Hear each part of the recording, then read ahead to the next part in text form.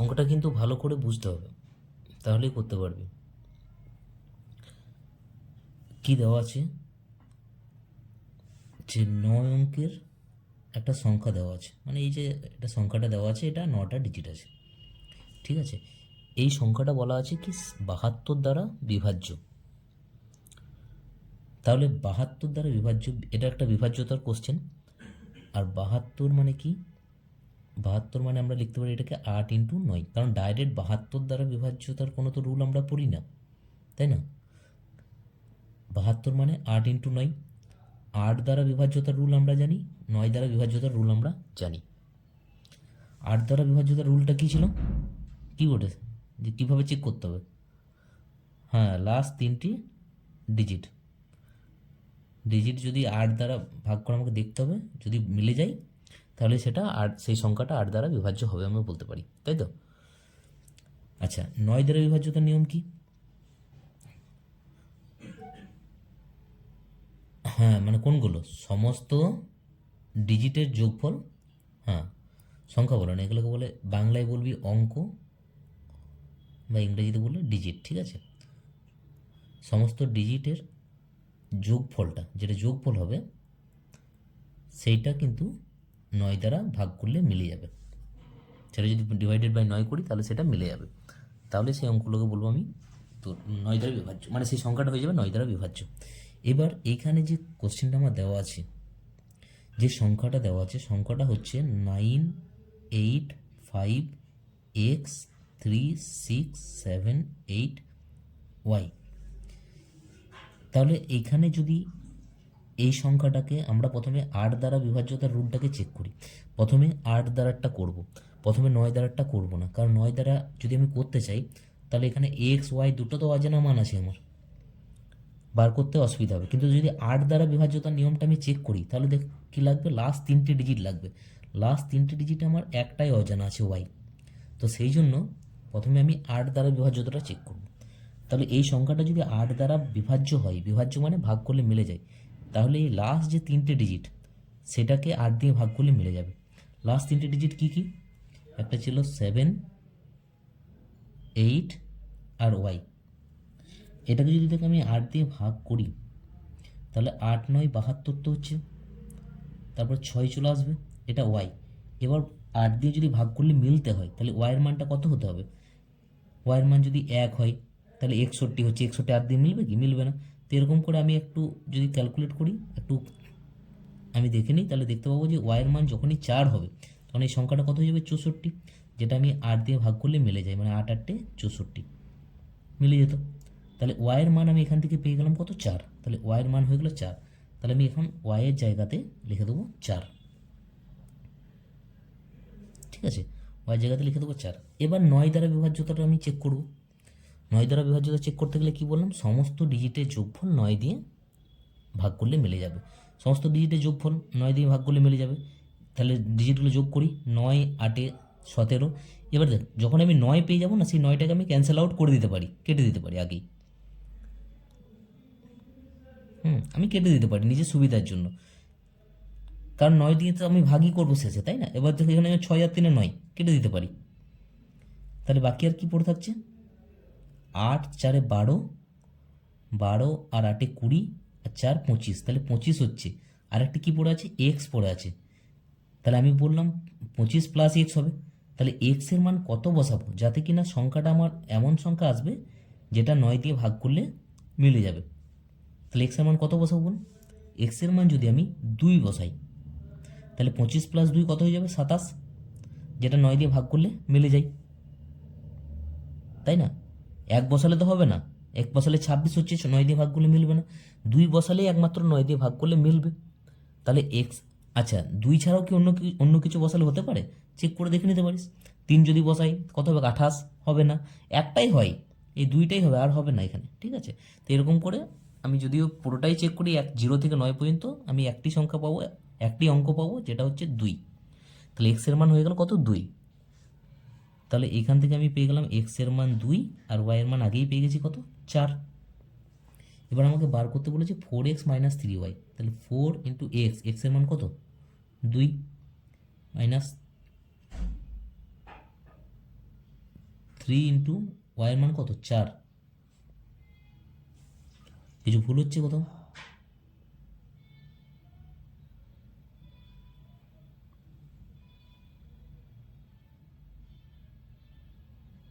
কিন্তু অ্যাকচুয়ালি মাইনাসে চলে আসছে, মাইনাসে চলে আসছে। কোথাও কিছু গন্ডগোল হয়েছে কি? 8 আর 12, এক্সের মান 4, না এক্সের মান তো 4 হচ্ছে,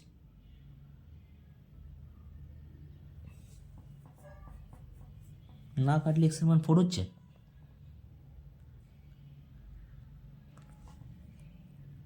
যোগ, তাহলে আমি যোগটা এখানে কোথাও ভুল করেছি, কারণ হওয়া তো দুটোর ক্ষেত্রেই দরকার। ও সরি সরি সরি, আমি এই 7টাকে তো নিইনি এখনো পর্যন্ত, এই 7টা আমার বাকি থেকে গেছে, তাই না? 8 4 12, 12 8 20, 5 25 করেছি, এই 7টা তো নিইনি। ঠিক আছে চলো, এটা আমি নর্মাল একটু ক্যালকুলেশন ভুল হয়েছে, আমি একটা ডিজিটকে মিস করে গেছি, তাই না? ব্যাপার একই, দুটোতে একই আসার কথা। 25 আর 7 কত 32। এবার বল এক্সের মান কত হবে? তাহলে 9 দিয়ে যদি ভাগ করি, 4 9 36, তাহলে এক্সের মান কত হতে হবে? 4 হতে হবে। তাহলে 32 আর 4 36 হবে, 36 হলে সেটা 9 দিয়ে ভাগ করলে মিলবে। তাহলে এক্সের মান হয়ে গেল 4, এক্স হবে 4, ওয়াইও হচ্ছে 4। এবার জাস্ট ভ্যালুটা পুট করে দিই, কত হবে তাহলে? 4 ইন্টু 4 মাইনাস 3 ইন্টু 4, তাহলে 16 মাইনাস 12, মানে অপশান হয়ে গেল খ। ক্লিয়ার, বোঝা গেল ব্যাপারটা পুরোপুরি? ভালো করে বুঝ কিন্তু, আবার পরীক্ষার নোটিফিকেশান দিয়ে দিয়েছে, দেখেছিস তো?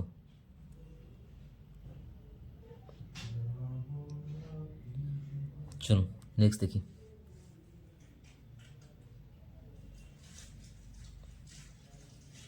আবার সেম কোশ্চেন একটা,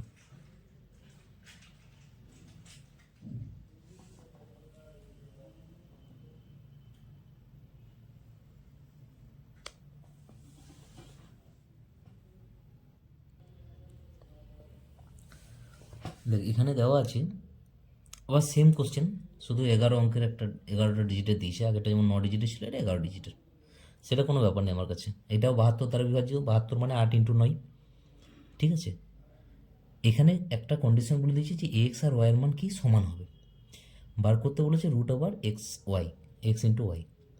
এবার এখানে যে ডিজিটটা আছে 5 ওয়াই 5 8 4 8 0 5 এক্স 6, তাহলে প্রথমে যদি 8 দ্বারা বিভাজ্যতাটা চেক করি, তাহলে আমরা জানবো যে জানি যে লাস্ট 3টে ডিজিট 8 দিয়ে ভাগ করলে মিলতে হবে। লাস্ট 3টে ডিজিট আছে 5 এক্স আর 6, এটাকে যদি আমি 8 দিয়ে ভাগ করি, তাহলে এক্সের মান কী কী হতে পারে? এক্সের মান আমি জানি যে 1 থেকে 9-এর মধ্যে তো কিছু হবে, তাই না? 3 4 5 6 7 8 9, এর বাইরে তো কিছু হতে পারে না, তাই তো? তাহলে 1 থেকে 9-এর মধ্যে যদি হয় এক্সের মান, আমরা দেখব যে কোনটা বসালে 8 দিয়ে বিভাজ্যতাটা মিলে যাচ্ছে। দেখ আমি যদি প্রথমে 0 বসাই, এটা যদি 0 হয় তাহলে কত হতো? 6 8 48, তারপরে 26 পড়ে থাকতো, 26 ভাগ করে ভাগ 8 দিয়ে ভাগ যায় না, পড়তো তো? নর্মাল যদি ভাগ করে এক্সের মান 0 বসে, এরকম 26ই থাকছে তো শেষে, তাই তো? তাহলে 0 হবে না। আমি যদি 1 বসাই, তাহলে 26-এর পরিবর্তে কত থাকবে? 36 থাকবে, কারণ এদিকে 1 বাড়ালাম, এদিকেও একই বাড়বে। 36 8 দিয়ে ভাগ যায়, 4 8 32 যায় না, তাহলে 1ও হবে না। যদি এখানে 2 বসাই, 2 যদি বসাই, তাহলে 36-এর জায়গায় কত হবে? 46 হবে, এটাও যায় না। কিন্তু আমি যদি 3 বসাই, দেখ আমি যদি 3 বসাই, তাহলে এটা কত হবে? 5 7 8 56, তাহলে 3 হচ্ছে আমার কাছে একটা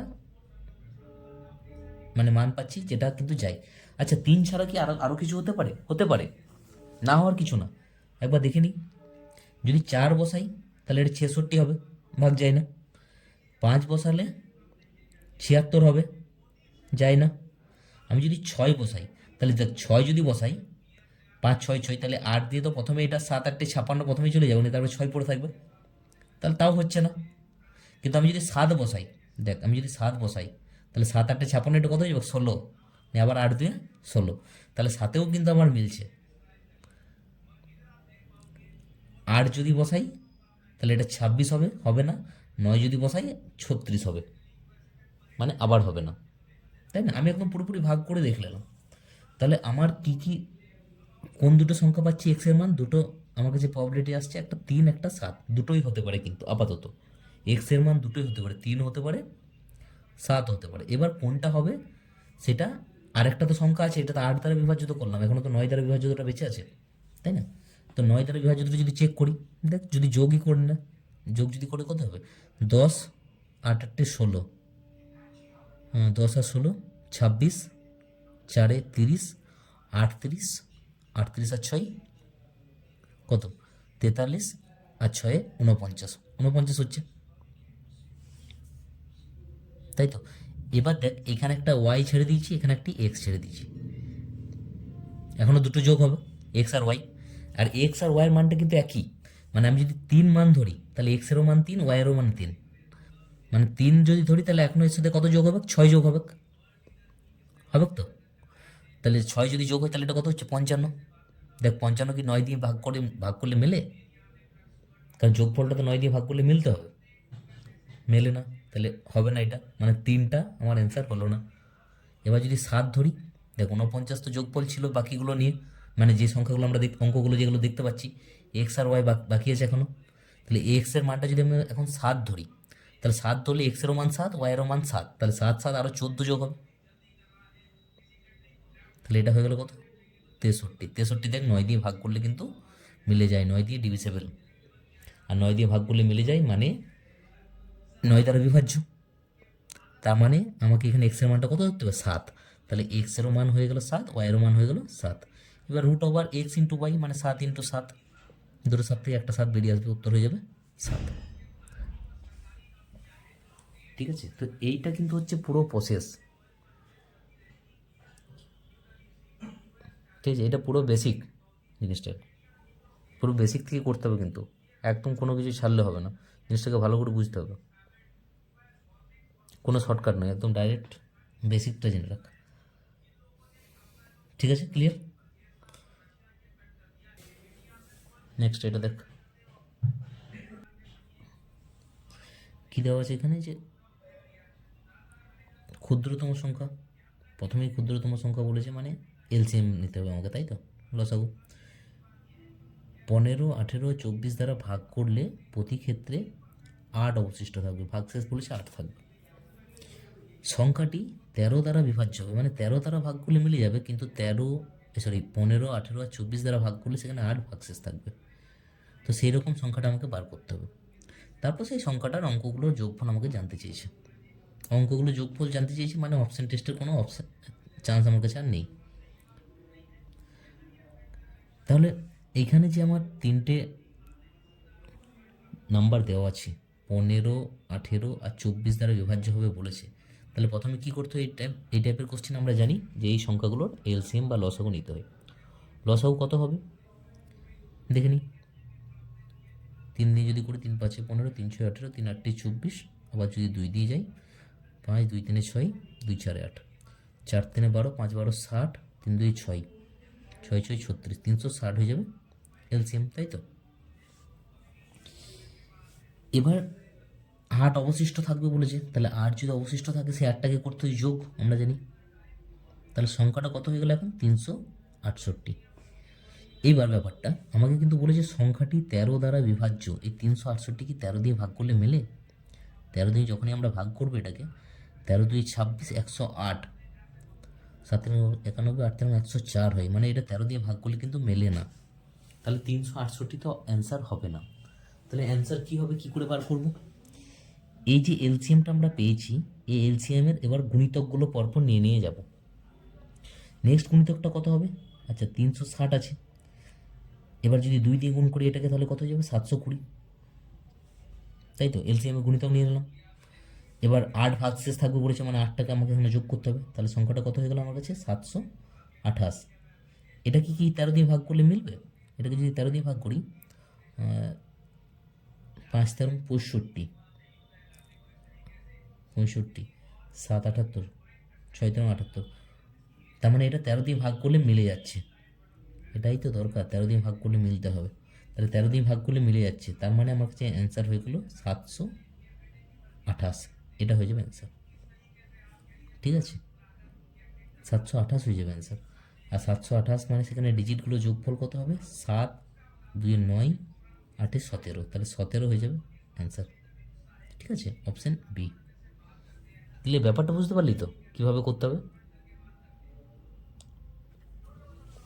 আচ্ছা, ঠিক আছে, চল দেখ নেক্সট দেখি। সবাই কিন্তু ভালো করে বোঝ, এই ধরনের কোশ্চেনে আসে পরীক্ষায়, এগুলো সব পরীক্ষায় কোশ্চেন, দেখছিস তো, সিপিওর কোশ্চেন এটা। নেক্সট দেখি।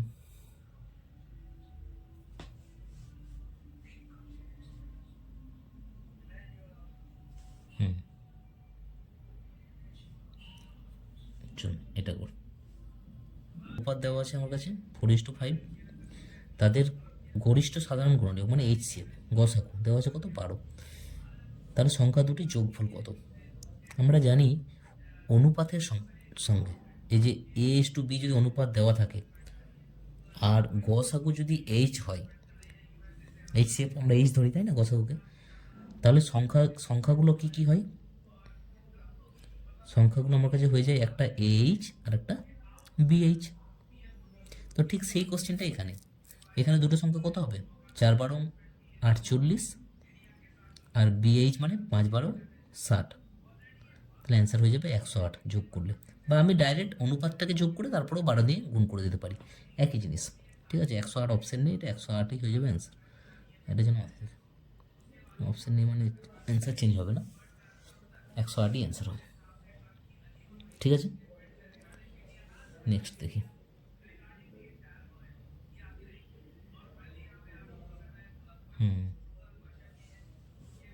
দেখি এটা কি হয়, ভালো করে বুঝতে হবে এই ধরনের কোশ্চেন।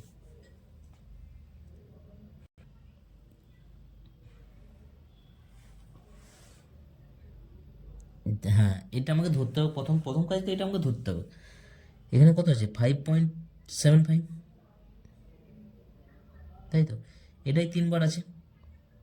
তাহলে এটাকে যদি আমি এ ধরি, তার মানে এই 3 বার গুণ আছে, মানে এটা হয়ে গেলো A কিউ, তাই তো। এটা আছে 3.25, এটাকে যদি বি ধরি তাহলে এটাও 3 বার আছে, তাহলে এটা হয়ে যাবে বি কিউ।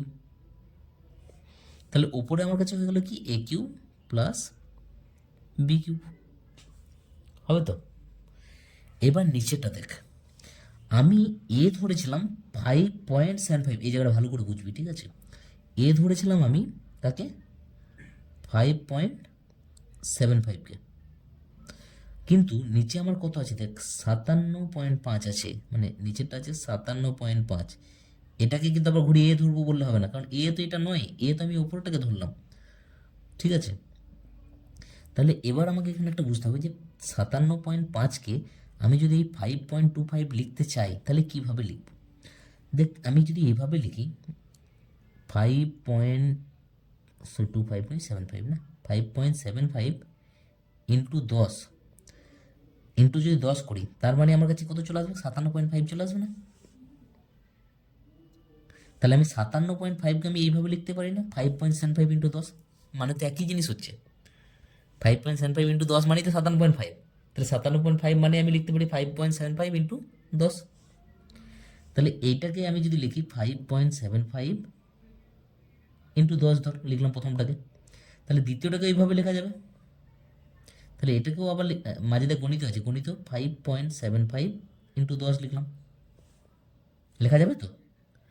তাহলে তাহলে তাহলে এখানে দেখ একটা জিনিস, আমার কাছে দুটো 10 এক্সট্রা গুণ করতে হলো, তাই তো।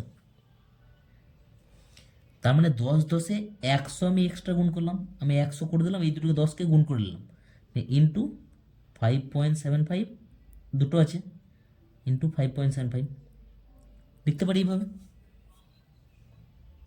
এবার 5.75কে তো এবার আমি এ ধরেছি, এবার তো বলতে পারি এটা এটা হচ্ছে এ, তাহলে এটা যদি এ হয় এটাও হবে এ, তাই তো। তার মানে আমি এটাকে এ ইন্টু এ মানে এ স্কোয়ার লিখতে পারি, বাট কিন্তু আমাকে একটা আগে কত গুণ করতে হবে, 100, কারণ এই 100টা আছে পড়ে। এই জিনিসটা বোঝা গেল কি বলতে চাই? এটাই বোঝার জিনিস এই অঙ্কটাতে। বুঝতে না পারলে বলবি আমাকে। সেম একইভাবে এইখানেও যদি পয়েন্টটাকে এটা 32.5কে তো আর বি ধরে নিই, বি ধরেছি 3.25কে, তার মানে এখানেও দশমিকটা আমাকে একটা ঘর আগে নিয়ে আসতে হবে, আর দশমিকটা একটা ঘর আগে নিয়ে আসতে গেলে আমাকে 10 দিয়ে গুণ করতে হবে। এখানেও 10 দিয়ে গুণ করলাম, এখানেও 10 দিয়ে গুণ করব, মানে এখানেও ঘুরে ঘুরে 100 দিয়ে গুণ হবে, তাই না? দুটো 10, 100, আর তখন 100 ইন্টু এটাকে, তখন এটা বি হয়ে যাবে, আমি বি স্কোয়ার লিখতে পারবো, কারণ যেহেতু দুটো আছে বি স্কোয়ার হয়ে যাবে, তাই না? এইখানেও সেম, এটা কিন্তু এ নয়, এখানেও সেই দশমিকটা এক ঘর আগে নিয়ে আসতে হবে, মানে এখানেও 10 গুণ হবে, আর এটাতেও মানে 10 গুণ করে 5.75 লিখবো, আর ইন্টু এখানেও 10 গুণ করে 3.25 লিখবো। তাহলে আবার এই 10 10 100, 100 চলে আসছে আগে, ইন্টু এটা হচ্ছে এ, এটা হচ্ছে বি, তাহলে ইন্টু এ বি। তাহলে প্রত্যেকটা ক্ষেত্রে আমি কত পেলাম, সামনে একটা করে 100 দেখছি চলে আসছে, তাই না? তাহলে নিচে প্রত্যেকটা ক্ষেত্রে একটা করে 100 চলে আসছে, তাহলে আমি সেই 100টাকে যদি কমন নিয়ে নিই, তাহলে ভেতরে কে কে পড়ে থাকবে না, এই জায়গাতে ছিল 100-র সাথে এ স্কোয়ার, 100টাকে কমন নিয়ে নিয়েছি মানে শুধু এ স্কোয়ার পড়ে থাকবে। এখানে ছিল 100-র সাথে বি স্কোয়ার, 100কে কমন নিয়ে নিয়েছি মানে প্লাস দিয়ে বি স্কোয়ার পড়ে থাকবে। এখানে ছিল মাইনাস দিয়ে 100-র সাথে এ বি, 100টাকে কমন নিয়ে নিয়েছি মানে এখানে নিচে পড়ে থাকবে মাইনাস দিয়ে এ বি, এরকম পড়ে থাকবে। বোঝা গেল তো কী করলাম জিনিসটা? এবার মজার জিনিস হচ্ছে যে এই যে জায়গাটা আমরা পেলাম, এই জায়গাটা একটা ফর্মুলা পেয়ে যাই। কী ফর্মুলা? দেখ, আমরা যদি A cube plus B cube এর ফর্মুলাটা লিখি, কি হয়? A plus B into A square plus B square minus A B. দুটো ফর্মুলা হয়, এখানে এই ফর্মুলাটা দিয়েই কাজ হবে। তো এইখানে আমি এটা করতে পারি, তো এই যে এটা এটা এটা গুণ আছে তো, তাই না? এটাকে যদি আমি বাঁ দিকে নিয়ে চলে আসি, মানে এই পুরো টার্মটাকে যদি বাঁ দিকে নিয়ে চলে আসি, তাহলে বাই হয়ে আসবে, যেহেতু এটা গুণ ছিল এইদিকে, তাহলে এদিকে গেলে ভাগ হয়ে যাবে, মানে নিচে চলে আসবে। তাহলে কী হয়ে যাবে, A cube plus B cube by দিয়ে A square plus B square minus A B, আর ডান দিকে পড়ে থাকবে এ প্লাস বি। তার মানে এই যে টার্মটা আমি পাচ্ছি, এস A cube plus B cube by দিয়ে A square plus B square minus A B, এটার মানে কত হয়ে গেল আমার কাছে, এ প্লাস বি। তার মানে এইখানে যে এটা রয়েছে, এটার মান কত হয়ে যাবে, এই 1/100, এটাকে আমি আলাদা করে লিখে দিলাম, কারণ এটা পড়ে থাকছে, নিচে কিছু নেই ওপরে কিছু নেই, মানে 1, তাহলে 1/100 এটাকে আমি ধরো আলাদা করে লিখে দিলাম। আর এই যে পুরো এই গোলটার ভেতরে যেটা আছে সেটারই মান তো এ প্লাস বি, তাহলে এটা আমি লিখে দিলাম এ প্লাস বি এর মান কত 5.75, আর বি এর মান কত 3.25। তাহলে এটা 1/100 যেমন আছে, 100টা নিচে থাকলো, আর এই দুটো যোগ করলে হয়ে যাবে 9। তার মানে অ্যাকচুয়ালি কত হয়েছে, 9/100। 9/100 মানে 100 নিচে আছে মানে দুটোর আগে জিরো বসবে, এই দুটোর আগে দশমিক বসবে। তাহলে দশমিকটা যদি এখানে থাকে, কোথাও নেই মানে একদম ডান দিকে আছে লাস্টে, দুটোর আগে একটার আগে আসবে আর একটার আগে আসবে, মানে 9-এর আগে একটাকে আমি জিরো লিখবো, তাহলে এবার দুটোর আগে চলে এলো দশমিকটা এখানে, 0.09, মানে 0.09, দুটোর আগে দশমিক, নিচে যেহেতু 100 ছিল। ঠিক আছে, মানে অপশান ডি হয়ে গেল অ্যান্সার। 100 আছে, ঠিক আছে, বুঝতে পারো? কনসেপ্টটা ভালো করে বুঝ, কিন্তু এটা অনেক বড় কোশ্চেন, মানে কোশ্চেনটা বড় নয়, কনসেপ্টটা অনেক বোঝার আছে, ঠিক আছে? নর্মাল দিলে তো খুব সুন্দর, তাহলে তো এ প্লাস বি উত্তর হয়ে যেত, এইসব কোনো ব্যাপার থাকতো না, তাহলে অঙ্কটা সহজ হয়ে যেত, ঠিক আছে? হ্যাঁ, তখন ওই 9 অ্যান্সার হতো, ঠিক আছে, ক্লিয়ার তো? আমি তো এটা পুরো প্রসেস বলছি, এটা বেসিক, এটা শিখে রাখা জরুরি, কারণ পরীক্ষার হলে কি এতক্ষণ টাইম থোড়ি লাগবে, তখন তো তোরা তাড়াহুড়ো মানে তাড়াতাড়ি করে করিয়ে দিবি, এইসব এই 10 গুণ 10 গুণ এগুলো কি করতে হবে, এটা তো দেখেই বোঝা যাবে, কিন্তু শেখার জন্য এইসবগুলো করতে হবে, এগুলো না করলে শেখা যাবে না। ঠিক আছে, চল নেক্সট দেখি। হুম।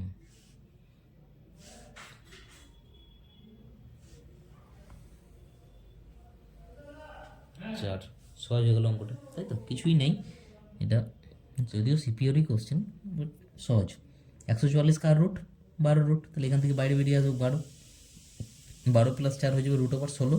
√16 মানে অ্যান্সার হয়ে যাবে 4। সহজ কোশ্চেন একটা, নর্মাল। চলো নেক্সট দেখি।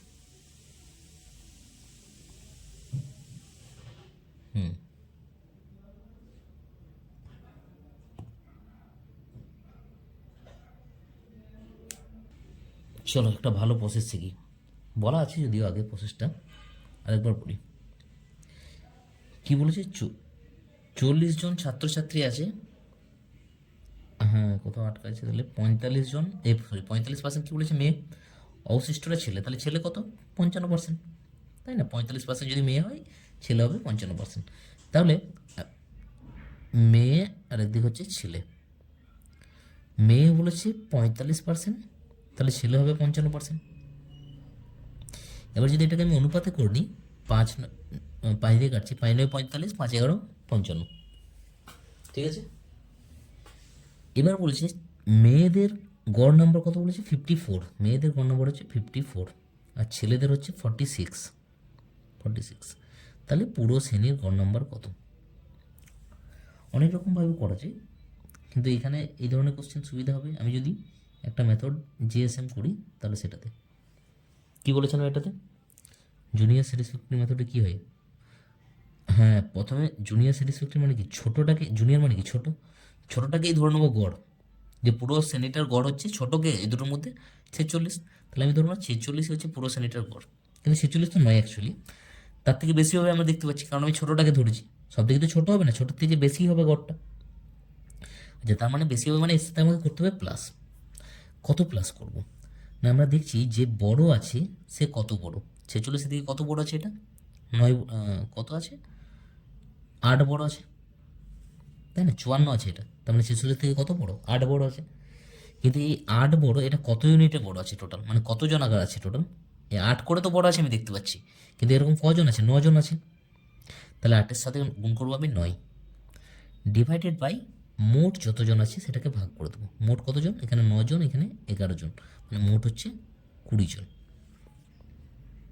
তাহলে এটা যদি কাটাকাটি করি, 2 4 8, 4 9 36, আর নিচে থাকছে 10। 36 সঙ্গে 10 ভাগ করলে কত হয়ে যাবে? 3.6। নিচে 10 আছে মানে একটার আগে দশমিক, না 6ই তো হচ্ছে, 36 হচ্ছে না? 36 মানে একটার আগে পয়েন্ট চলে এলো, 3.6। 46-এর সাথে 3.6 করলে 49.6।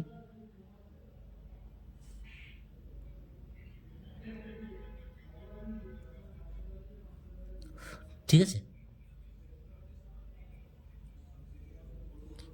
ক্লিয়ার তো এবার? তো এই মেথডটা আগেও বলেছি, এই মেথডটা অ্যাপ্লাই করব, তাড়াতাড়ি হবে। নর্মালি তো গুণ করে করাই যায়, কিন্তু সেক্ষেত্রে অনেক বড় হয়ে যায়। চলো নেক্সট দেখি।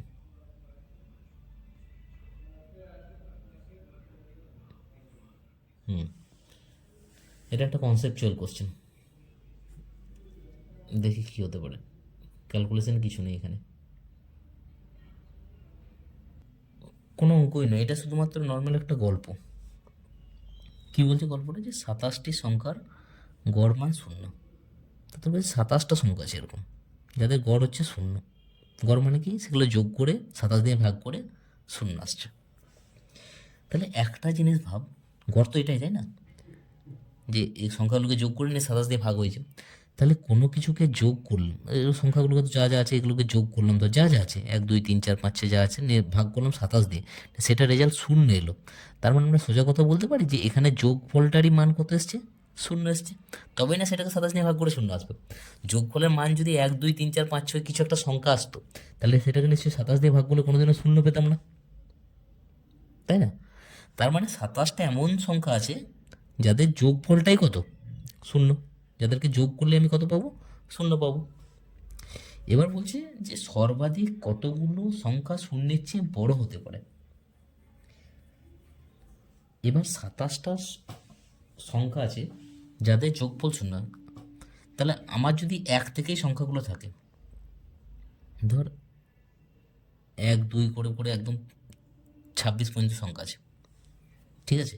তাদের একটা যোগফল হলো, যোগফল কিছু একটা হলো। যোগফল কত হবে 1 থেকে 26 পর্যন্ত সংখ্যা? কত হবে, কী হয় ফর্মুলা? যদি এরকম এটাই কোশ্চেন আসতো 1 থেকে 26 পর্যন্ত সংখ্যার যোগফল কত, কী করতে ফর্মুলাটা? হ্যাঁ, n ইন্টু n প্লাস 1/2, তাহলে 26 ইন্টু 27/2 মানে 13, কাটাকাটি করে, তাই তো?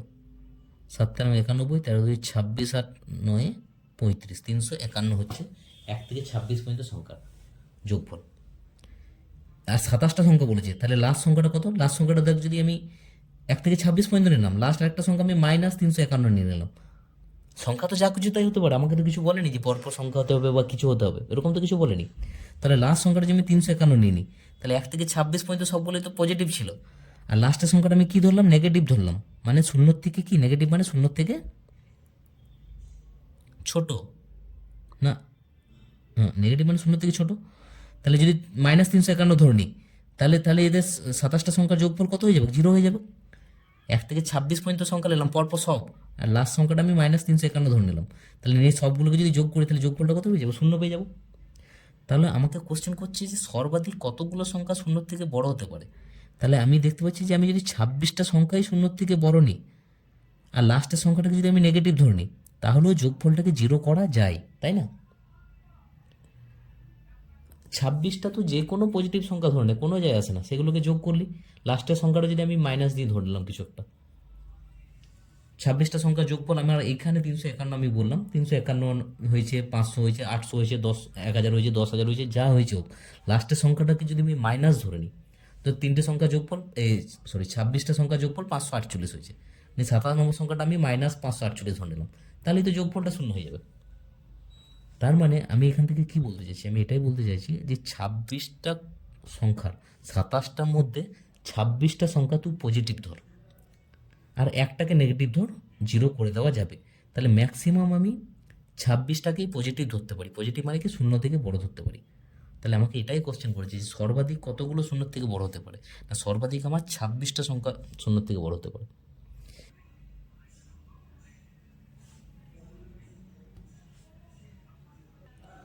বলা আছে যে একটি মিশ্রণে দুধ ও পানির অনুপাত হচ্ছে 2:1, মানে মিল্ক আর ওয়াটার।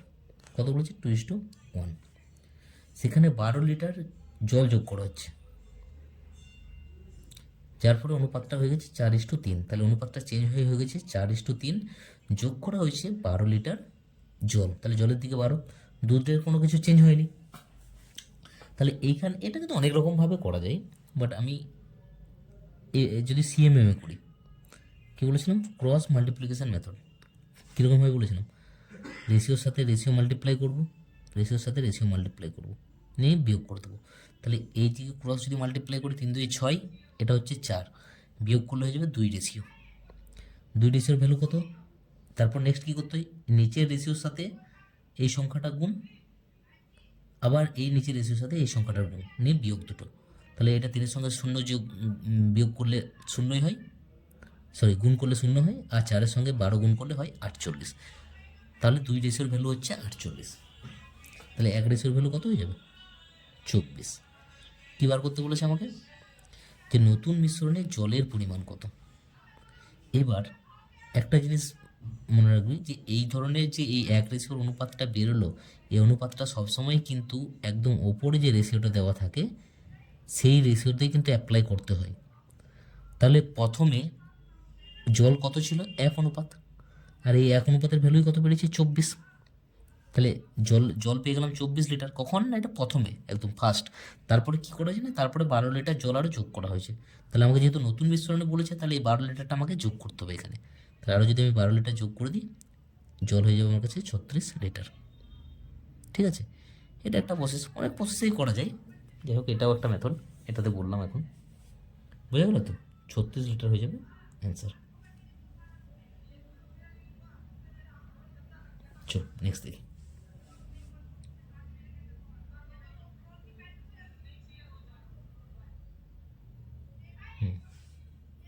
এটা কর, গন্ডগোল হচ্ছে। কী বলা আছে, 60 লিটার একটা মিশ্রণ আছে, যেখানে আবার দুধ আর জলের অনুপাত 2:1, তাহলে মিল্ক আর ওয়াটার 2:1। সেখানে এক্স লিটার জল যোগ করা হয়েছে, তাহলে জল যোগ করা হচ্ছে এক্স লিটার, যার ফলে অনুপাতটা হয়ে যাচ্ছে 1:2। তাহলে 1:2 হয়ে যাচ্ছে অনুপাতটা। এটাকে আর সিএমএম করবো না কিন্তু, ঠিক আছে। এটাকে কি করব, এটাকে সে আরেকটা কনসেপ্ট বলেছিলাম আমি, যে যোগ করা হচ্ছে কি, জল যোগ করা হচ্ছে, তাই না। তাহলে জল যদি যোগ করা হয়, দুধের পরিমাণটা তো দুটোর ক্ষেত্রে সেম থাকা দরকার, কিন্তু দুধ দেখছি, কারণ দুধ তো কোনো যোগ করা হয়নি বা কমানো হয়নি, তাহলে দুধটা সেম থাকা দরকার। কিন্তু দুধ দেখছি এখানে 2 আছে, এখানে আছে 1, সমান নেই। এটাকে আমি করবো সমান, তাহলে কী করবো, নিচেরটাকে আমি 2 দিয়ে গুণ করে দেবো, তাহলে 2 একে 2 হয়ে যাবে এখানেও। কিন্তু একে যদি 2 দিয়ে গুণ করে, একেও আমাকে 2 দিয়ে গুণ করতে হবে। তাহলে এখন আমার কাছে নতুন যে রেশিও বেরোচ্ছে সেটা কী হচ্ছে না, প্রথমে তো 2:1ই ছিল, আর এখন হয়ে গেল 2:4। এটা হয়ে গেল মিল্ক আর ওয়াটার, তাই তো। এবার প্রথমে টোটাল মিশ্রণটা কত ছিল অনুপাতে, 3:1, কিন্তু আমাকে টোটাল মিশ্রণটা কত বলেছে, 60 লিটার। তাহলে আমি বলতে পারি 3:1 মানে হচ্ছে 60 লিটার। 1:1 ভ্যালু কত, আচ্ছা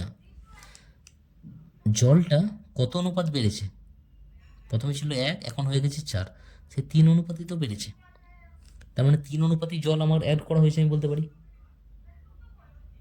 তারা 3:1 ভ্যালুটাই আমি পেয়ে গেছি কত, 60 লিটার, আর 1:1 বের করার আমার দরকার নেই কিছু। তাহলে অ্যান্সার হয়ে যাবে কত লিটার জল যোগ করা হয়েছে, 60 লিটার। এক্স লিটার বলেছিল, এক্সের মান হয়ে গেলো 60 লিটার, অপশান। না এইটা কোনটা কোন মেথডে করতে হবে এটা কিন্তু একটু বুঝতে হবে অঙ্কটা থেকে, এখানে আর এইটাতে গেলে হবে না আমাকে, ঠিক আছে, ক্লিয়ার। হ্যাঁ সমান, না ব্যাপারটা কি, ব্যাপারটা হচ্ছে এইখানে এটাও আমার কাছে অজানা, আর এখানে তো আমি রেশিওর মান পাচ্ছি, তাই এদিকে যদি 0 লিখি, তাহলে এদিকে 2 2 4 আর 1 1 1 মানে 3 রেশিও হচ্ছে। 3 রেশিওর ভ্যালু এখানে কত পাবো, এখানে দেখ এটার সঙ্গে 0 গুণ করলে 0 হবে, এটার সঙ্গে এক্স গুণ করলে এক্স হচ্ছে, তাহলে এখানে রেশিওটাও আমার কাছে অজানা, এক্সটাও আমার কাছে অজানা, তো দুটো অজানা যেহেতু এখানে আছে, সেহেতু এই জন্য এটা সিএমএ আমার কাছে করা যাবে না, কারণ দুটোই তো অজানা আমার কাছে। এক রেশিওর ভ্যালু তো জানি না, যে রেশিওর মানটা এখানে বসাবো সেটাও তো জানি না, আবার এইদিকেও এক্স আছে, দুটোই অজানা আমার কাছে, যেই কারণে এটা করা গেল না, ঠিক আছে। এইখানে যদি বলে দেওয়া থাকতো কত লিটার, সেক্ষেত্রে সিএমএম করা যায়, তাহলে ওটা যদি বলা থাকতো তখন আমি এক রেশিওর ভ্যালুটা এখান থেকে বার করতে পারি, বাট এখানে বলে দেওয়া নেই, এক্স বলে দিয়েছে ওই জায়গায়, বলে আর সিএমএম করা যাবে না। বুঝতে পারছি, সিএমএম করতে গেলে এখানে কত লিটার যোগ করছে বা বার করছে সেটা কিন্তু বলে দেওয়া থাকতে হবে, ঠিক। নেক্সট থেকে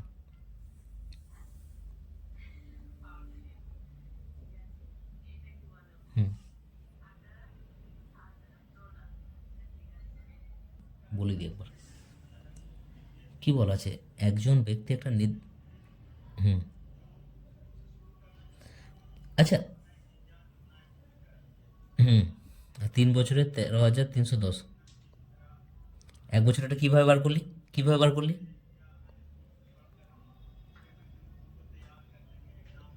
না ওইভাবে হয় না, চক্রবৃদ্ধি সুদ না, সরল সুদ নয় এটা, এর মাইনাস করলে 1 বছরে বেরোবে না, তাই না, এটা চক্রবৃদ্ধি সুদ।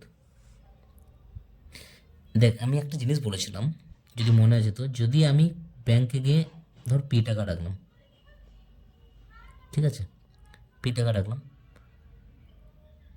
1 বছর পর সেই টাকাটা হয়ে গেল, সাপোজ ধর এক্স হয়ে গেল, আবার তার 1 বছর পর মানে 2 বছর হয়ে গেল, সেই টাকাটা ওয়াই হয়ে গেল। এবার এখানে 1 বছর 1 বছরই টাইম ডিফারেন্স বল, বা 2 বছর 2 বছর বল, আমার কোনো যায় আসে না, বা 5 বছর 5 বছর বল, শুধু মাথায় রাখতে হবে টাইম ডিফারেন্সটা যেন সেম থাকে। কি বলতে চাইছি, টাইম ডিফারেন্সটা যাতে সেম থাকে। কোন ডিফারেন্সটা বলতে চাইছি বোঝা যাচ্ছে, যে প্রথম এটা ব্যাংকে গিয়ে জমা রাখলাম, এটা হচ্ছে আসল, এবার তুই 1 বছর পর সেই টাকাটা এক্স হলো, আবার 1 বছর পর, মানে এখান থেকে অ্যাকচুয়ালি 2 বছর হয়ে গেল, আমি যদি এখান থেকে ভাবি তাহলে 2 বছর হয়ে গেল, বাট এখান থেকে যদি ভাবি আবার তো 1 বছরই হচ্ছে, তাই না। তাহলে এই যে দুটো টাকার মাঝখানে যে গ্যাপটা, এই যে পি থেকে এক্স হয়েছে, এখানে যত সময়ের গ্যাপ, আবার এই যে এক্স থেকে ওয়াই হচ্ছে, এখানে যত সময়ের গ্যাপ, সেই সময় গ্যাপটা, টাইম ডিফারেন্সটা যদি একই থাকে, যদি একই থাকে, তাহলে চক্রবৃদ্ধি সুদের ক্ষেত্রে সবসময় এই যে রেশিওটা দাঁড়ায়, সেই রেশিওটা সমান হয়। রেশিও মানে কি, প্রথমে ছিল পি, তারপরে এলো এক্স, ঠিক আছে, পি বাই এক্স হলো, ইজ ইকুয়াল টুই হবে, এখানে কী ছিল এক্স, তারপরে কত হয়ে গেল ওয়াই, তাহলে এক্স বাই ওয়াই, তাহলে এইটা সবসময় সমান হবে। কন্ডিশন কি, কন্ডিশন টাইম ডিফারেন্সটা আমার যদি একই থাকে, এটা আমাকে প্রথমে মাথায় রাখতে হবে, মানে এটা একটা কনসেপ্ট। চক্রবৃদ্ধি সুদ, চক্রবৃদ্ধি সুদ কার ওপরে হয়, মানে কার ওপরে সুদ দেয়। দেখ নর্মালি যেমন সরল সুদ আমরা জানি, সরল সুদ কার ওপরে হয় সবসময়, আসলের ওপরে হয়, তাই না, আসলের ওপরে হয় তো। যেমন 100 টাকা যদি আমার আসল হয়, 10% রেটে যদি সুদ দেয়, তাহলে প্রথম বছরের সুদ কত হবে, 10 টাকা। দ্বিতীয় বছরের সুদ কত হবে, 10 টাকা। তৃতীয় বছরে কত হবে, 10 টাকা। কারণ সেটা কি, এই আসলটার উপরেই তো হচ্ছে, তার আসলটা তো 100 টাকাই আছে, তাহলে 100 টাকা 10%, 10 টাকা প্রত্যেক বছরই বেরোবে, তাই না, সরল সুদে।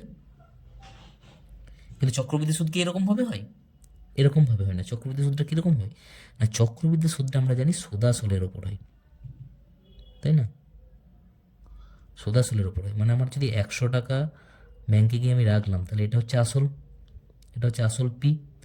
এই 10%ই যদি রেট থাকে, তাহলে প্রথম বছরে আমার হয়ে যাবে 10 টাকা সুদ, মানে এটা হয়ে যাচ্ছে কম্পাউন্ড ইন্টারেস্ট হচ্ছে আমার 10 টাকা। দ্বিতীয় বছরে আমার কম্পাউন্ড ইন্টারেস্টটা কত হবে, দেখ টাকাটা এখন হয়ে গেল, অ্যামাউন্ট কত হয়ে গেল, 110। এই 110-এর উপরে এবার লাগবে 10%, মানে 11 টাকা। দ্বিতীয় বছরে আমার সিআইটা হবে 11 টাকা। এটাই তো কম্পাউন্ড, এই সরল সুদ আর চক্রবৃদ্ধি সুদের পার্থক্য। সরল সুদে প্রত্যেক বছর সেম হয়ে যায়, কারণ কি সেটা আসলের ওপর হয়। চক্রবৃদ্ধি সুদে হয় কার ওপর, সুদাসলের ওপর, যে কারণে চেঞ্জ হয়ে, দেখ প্রথম বছরে চক্রবৃদ্ধি সুদটা কত, এটা 10, দ্বিতীয় বছরে 11, কারণ কি সুদাসলের ওপরে হয়। ক্লিয়ার ব্যাপারটা। এইবার এইখানে 2 বছরে টাকাটা 12,100 টাকা হয়েছে, কোন একটা টাকা 2 বছরে 12,100 টাকা হয়েছে, তাহলে এই যে 12,100 টাকা হয়েছে 2 বছরে, 2 বছরে এই 12,100 টাকাটা কী দেওয়া আছে আমার কাছে বলতে পারবি, এটা আসল দেওয়া আছে, না এটা কম্পাউন্ড ইন্টারেস্ট দেওয়া আছে, না এটা অ্যামাউন্ট দেওয়া আছে, কি এটা 2 বছরের কি, এটা বলেছে কোন একটা টাকা 2 বছরে 12,100 টাকা হয়, অ্যামাউন্ট, বোঝা যাচ্ছে নিশ্চয়ই, তাহলে এটা আসলও নয় সিআইও নয়, এটা হচ্ছে কি অ্যামাউন্ট। আবার 3 বছরে, 3 বছরে সেই টাকাটা কত হয়েছে, 13,310, এটাও কি, এটাও অ্যামাউন্ট 3 বছরের। তাহলে এবার চক্রবৃদ্ধি সুদটা তো অ্যামাউন্টের ওপরেই হয়, মানে এই 12,100 টাকার ওপরেই তো রেটটা লেগে পড়ে 13,100 টাকা এসছে, মানে এটার ওপরেই তো চক্রবৃদ্ধি সুদটা পেয়েছে, অ্যামাউন্টের ওপরেই তো হয় বললাম, সুদাসলের ওপরেই তো হয়, এটাই তো অ্যামাউন্ট। তাহলে কত টাকা সুদ পেয়েছে, এখান থেকে যদি আমি ডাইরেক্ট মাইনাস করি, তাহলে কত হবে, 12,100, মানে বিয়োগ করলে হয়ে যাবে 1,210, এত টাকা সুদ পেয়েছে। চক্রবৃদ্ধি সুদটা হয়ে যাচ্ছে কত, 12,110, 12,110 টাকা, এটাই হচ্ছে চক্রবৃদ্ধি সুদ। কার উপরে, এটা তো অ্যামাউন্টের উপরেই হয়, তাহলে ডিভাইডেড বাই 12,100 লেখা যেতে পারে রেট বার করার জন্য। দেখ সরল সুদের ক্ষেত্রে নিচে সবসময় কাকে লিখতে হয়, আসলকে লিখতে হয়। কারণ কি, কারণ সরল সুদ কার উপরে হয়, আসলের উপরে হয়। কিন্তু এটা তো চক্রবৃদ্ধি সুদ, এটা তো সুদাসলের উপরে হয়।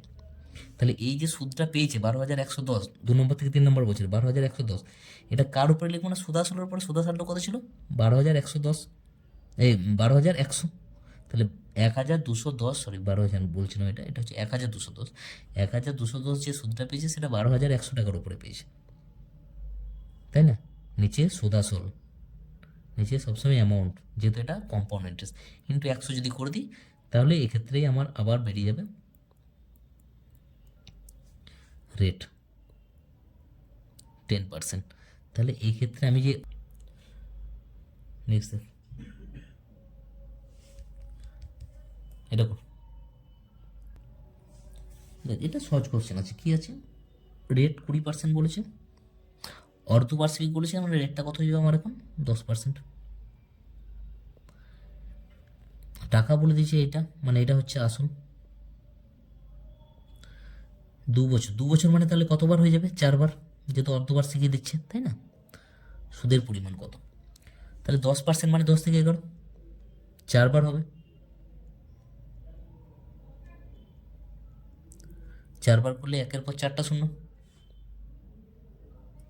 আর 4টা 11 গুণ করলে, 3টে 11 গুণ করলে তো 13,300, এই সরি 1331 হয়, সেটা জানি। আরেকবার যদি করি গুণ 11 দিয়ে, তাহলে আবার 1331 লিখে এটা যোগ করে দেবো, তাহলে 4বার 11 দিয়ে গুণ হয়ে যাবে। তাহলে 14641, তাহলে এটা হচ্ছে আসল, এটা হচ্ছে অ্যামাউন্ট। তাহলে সুদ কত বিয়োগ করে দেবো জাস্ট, বিয়োগ করলে 4641 পড়ে থাকবে, যদি এটা বিয়োগ করি আসলটাকে 4641। এবার এখানে একটা জিরো বেশি আছে, মানে একটা জিরো চলে যাবে, এখানে অ্যান্সার হয়ে যাবে 46,410। বল।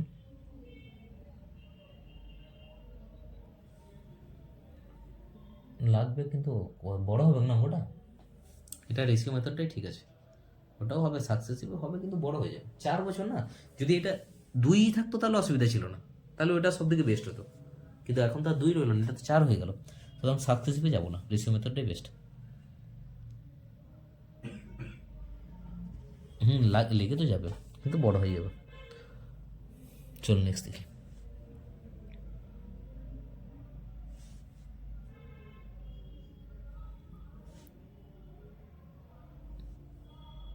দেখ কি বলেছে, যে কোনো মানিক তার আয়ের 72%, হ্যাঁ আয় মানে ইনকামের 72% খরচ করে, মানে কি, মানে ইনকাম যদি কার 100 টাকা হয়, সে খরচ করে 72 টাকা। এই তো একটাই ব্যাপার, যে income is equal to expenditure plus saving, এটাই তো। তাহলে এক্সপেন্ডিচার মানে খরচ, খরচ যদি 72 টাকা করে, সেভ কত টাকা করে? 28 টাকা। তাহলে 100 ইকুয়াল টু 72 প্লাস 28 লিখতে পারি আমি প্রথমে। এবার কি বলছি, যদি তার আয় 20% বৃদ্ধি পায়, তাহলে এটা হচ্ছে ইনকাম, এটা হচ্ছে এক্সপেন্ডিচার, এটা হচ্ছে সেভিং। আয় যদি 20% বৃদ্ধি পায় মানে কত হয়ে গেলো? 120। এবং সঞ্চয় 15% বৃদ্ধি পায়, তাহলে সঞ্চয় 15% মানে 28-এর 15%। আচ্ছা, বার করতে একটু অসুবিধা হবে, সেই জন্য আমি 100 না ধরে 1000 করে নিলাম, ধর করতে পারি, কোনো অসুবিধা নেই, এটা হয়ে যাবে 1200। করা যেতে পারে, একই ব্যাপার হয়, তাই না? সবগুলোতে জিরো বসিয়ে দিলাম, কারণ কি, কারণ এবার এটার 15% বার করতে আমার সুবিধা হবে। 15% মানে আমরা কত জানি? 5×3=15, 5×20=100। এবার এটা কেটে দিই, 14, 3×14=42, মানে আরও 42 টাকা বেড়ে যাবে। 280 টাকা ছিল, 42 টাকা বেড়ে গেলে হয়ে যাবে কত? 322 টাকা। ঠিক আছে, তাহলে 1200 টাকার মধ্যে 322 টাকা সে সেভ করছে, তাহলে খরচ কত করছে? এক্সপেন্ডিচার কত হবে এখন? 322 মাইনাস করে দেবো, 200 মাইনাস হচ্ছে, তাহলে 1000 হবে, আরও 122 মানে 878, এটা হয়ে যাবে এক্সপেন্ডিচার, তাই না? 1200 থেকে 322 বাদ দিয়ে দেবো, তাহলে এক্সপেন্ডিচার এবার কত বাড়ছে, কত শতাংশ বাড়ছে? দেখ 720 ছিল, সেখান থেকে 878 হচ্ছে, মানে 158 টাকা বাড়ছে, তাই তো? কত টাকার উপরে, মানে বাই আগে যেটা ছিল 720 ইন্টু 100। এবার এটা একটু ক্যালকুলেশন করতে হবে, কিছু করার নেই।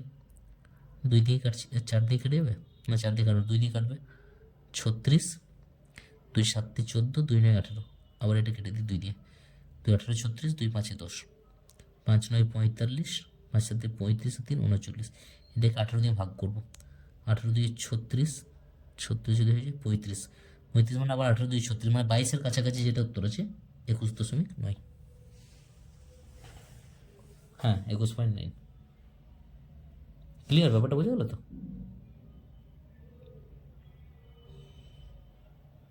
চল নেক্সট দেখি।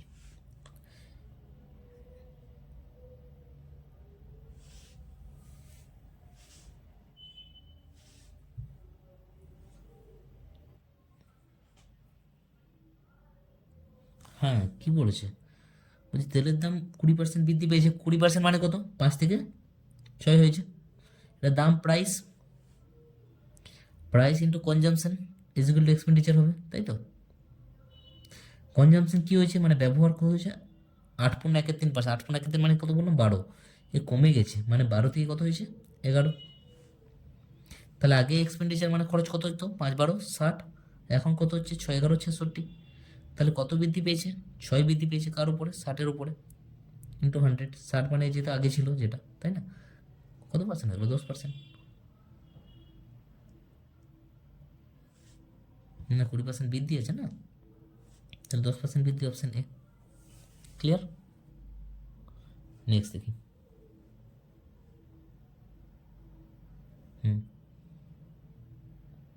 এটা মনে হয় শেষ অঙ্ক আছে আজকে, হ্যাঁ এটা শেষ আছে, ঠিক আছে লাস্ট।